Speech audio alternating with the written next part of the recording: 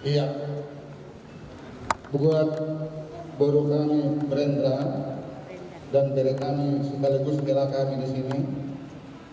Kami di sini orang tuamu, sekaligus mewakili ayahmu yang di Jepang. Tetapi kami di sini juga bersama-sama ibu dan bapak mengucapkan kebahagiaan yang luar biasa buat kalian. Kalian telah diberkati oleh Tuhan melalui hambanya di hadapan jemaatnya. Lakukanlah firman Tuhan yang telah dikabulkan tadi untuk pernikahan kalian. Takut akan Tuhan, akan diberkati oleh Tuhan. Hormatilah orang tuamu.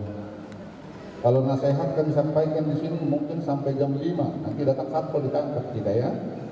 Jadi kalau untuk nasihat nantilah di rumah kami sampaikan enaknya.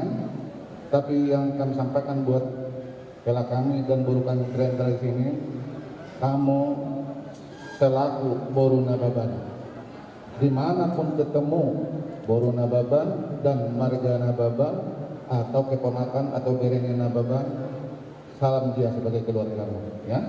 Jangan malu menjadi Marga Nababan, ya. Tuhan berkati. Kami tidak bisa menyampaikan panjang lebar.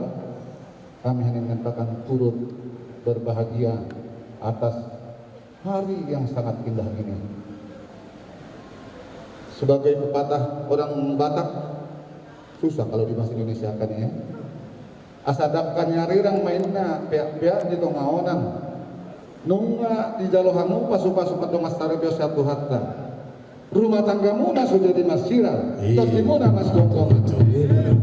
Artinya yang diberkati oleh Tuhan, siapapun tidak bisa menceraikan dengan alasan apapun kecuali kematian. Itu artinya. Asa tubuh lak mainnya juga si koru di dalam kipur badua di tangiang namiat toh. Duh pada tangan ulo satu Tuhan muna.